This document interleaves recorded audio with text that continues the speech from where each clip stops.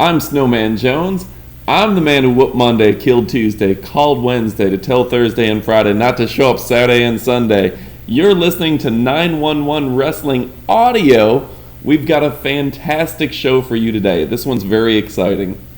We have an interview. We have Sam interviewing Stone Cold Steve Austin at the end of this show, so you want to hang on, listen to the ending. If you want to hear Steve Austin talk about WrestleMania, his plans for WrestleMania, and all the great things he's got going on with his podcast and his future in wrestling. And he's going to talk a little bit about hunting, because that's what Stone Cold Steve Austin does. We also have 10 interesting facts that you didn't know about WWE's Summerslam. Who doesn't love Summerslam? We got Summerslam coming up, and we've got some great things to tell you, things you didn't know about Summerslam. So we're going to kick it off here in just a moment. Hang on, folks. You're going to love it. Okay, again, I'm Snowman Jones coming to you from 911Wrestling.com. Please check out that site. Almost more importantly, check us out on YouTube, youtube.com/911Wrestling. You're going to want to subscribe to that channel. Click the subscribe button. If you don't have a YouTube account already, you should get one. I didn't think a YouTube account was all that interesting until I set up my own account, started subscribing to other people's channels, got their notifications, got their status updates. Frankly, I'm liking YouTube now better than Facebook. You should check it out, but make sure you subscribe to 911wrestling.com. That being said, let's take it away with the 10 facts you didn't know about SummerSlam. First off, did you know that Hulk Hogan has never lost at SummerSlam? That's right, he's taken on 6 different challengers, 6 different matches, never lost a match. That includes against the Mega Bucks, which was the Mega Powers versus the Mega Bucks, and I just realized that the Mega Bucks was a bit of a double entendre, Bucks meaning money and Bucks meaning kind of young studs. But it was Hulk Hogan, Randy Savage versus Ted DiBiase, and you guessed it, Andre the Giant. And Hulk Hogan's team won that, the Mega Powers. He defeated the Enormous Earthquake. He and Beefcake beat Savage and Zeus.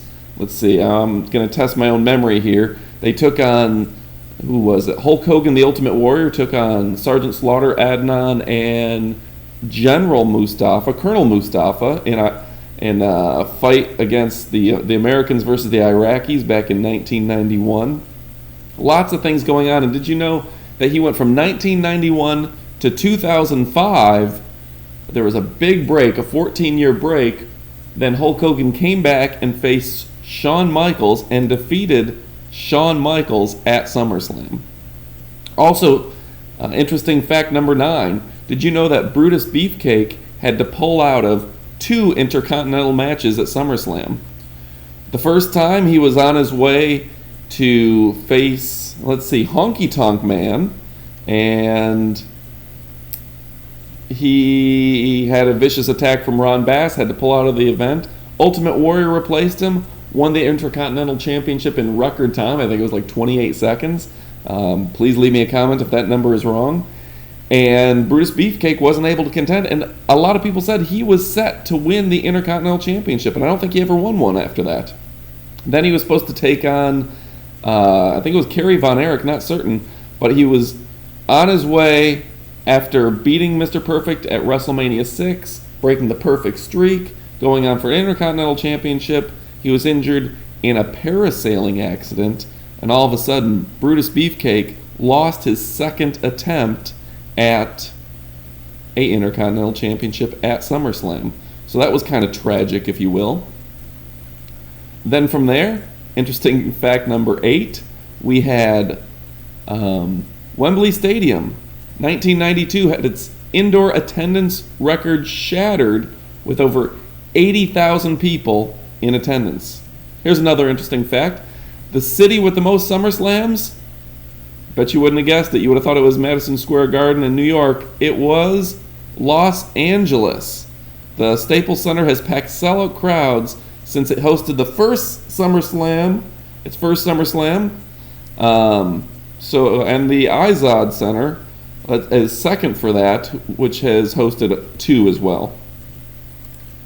Next interesting fact, Jesse Ventura has refereed 2 main events. Yep, he hosted Andre the Giant versus Hulk Hogan in one main event back in '88. He also refereed a triple threat match with Triple H, Stone Cold Steve Austin, and Mankind, awarding Mrs. Foley's baby boy the championship in a thrilling match as well. Here's another interesting fact for you. The Rougeau brothers and the British Bulldogs ended the first match in SummerSlam history in a time limit draw. So that's interesting.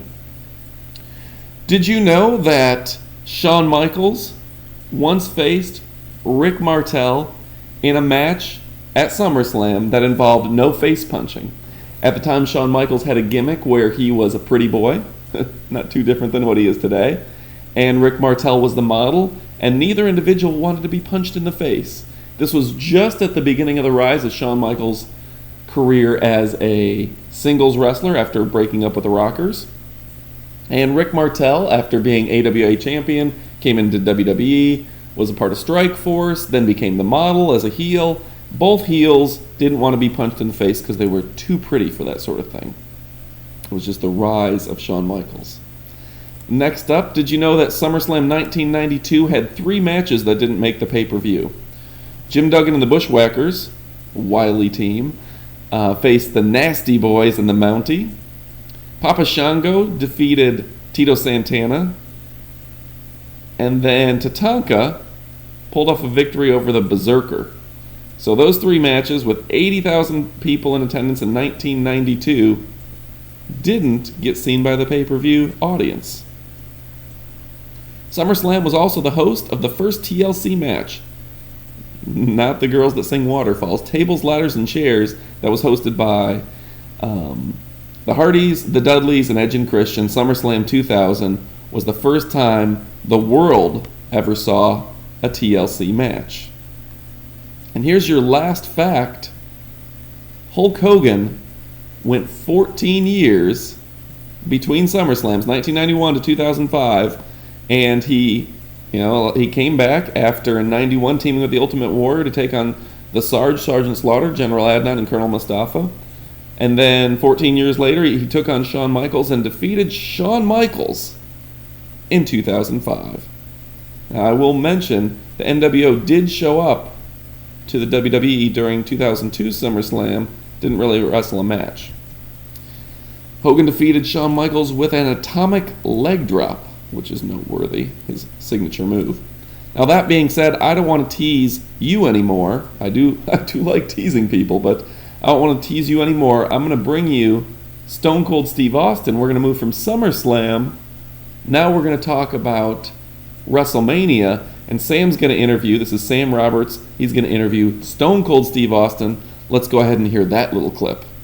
Ladies and gentlemen, Stone Cold Steve Austin, what's the haps? Oh man, I'm just kicking it out here in my Broken Skull Ranch hat with you. Yes. Dude, that's a badass. If I could grow hair like that, I would grow hair like that. Unfortunately, I didn't get the lifetime guarantee. I'm happy to be here with the Make-A-Wish people. Happy to be here with these young WWE superstars getting ready for their big show on SummerSlam. It's a good day to be in LA. And if I had a head that was shaped as beautifully as yours, I would probably try to rock what you do. You and me would make a hell of a tag team combination. I think that's right, Stone Cold. How's podcasting treating you? Dude, I got the Steve Austin Show. You can catch it at podcast1.com and iTunes, and it's badass. You love it. I'm a hack at it, but I'm having fun. The show's been successful. Thank you to everybody that's been listening to it so far. I have a blast. It's entertaining, but it's challenging. It is work, but it's fun work. Right. So I'm having a blast to answer your question. I got to tell you, I respect your decision to not even come close to WrestleMania over the last 3 years, because people are saying, we want to get Austin and The Rock there, and you're sitting there going, I'm Stone Cold Steve Austin. I'm not going to sit there and wrestle with The Rock for a spotlight. Let The Rock have his spotlight. When you decide to make your comeback, it's going to be the Stone Cold Show. I don't need a spotlight. As long as I got a flashlight and I'm in the woods and I'm hunting deer on the Broken Skull Ranch in South Texas. No, it's always, every time WrestleMania rolls around, there's always speculation. There's always, hey, will so-and-so show up here? Will Steve be here? Who's The Rock going to fight or whatever? There's always going to be that, and I'm down with it. And I don't want to fight or wrestle with any, no pun intended, for any spotlight. Right. I'm just happy, this is the place that I know and love, at WWE.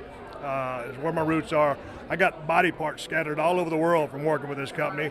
But a lot of the return thing is like, well, I'm going to have to train for 3 months, or I can sit here and hunt for a while.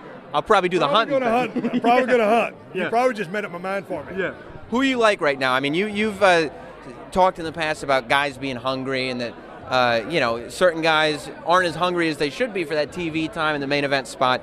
Who do you like on TV right now? Well, I like those young cats from the Shield. I have never met one single a member of the Shield personally, but I like what I see on TV. I think there's 3 cats there that when they split those guys up, they could go on to individual success. All 3 of them? All 3 of them. Star potential on all of them. But right now, they're green as grass. They're learning. They're a great unit. It's not time to split them up yet. Right. So I got my eyes on those guys. How long did it take you from the time you left WWE that you could start watching the show again and watch it like you do now?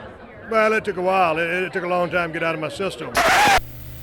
And that was great hearing from Stone Cold Steve Austin. Again, that was Sam Roberts interviewing Stone Cold Steve Austin. Great clip to have on the audio show.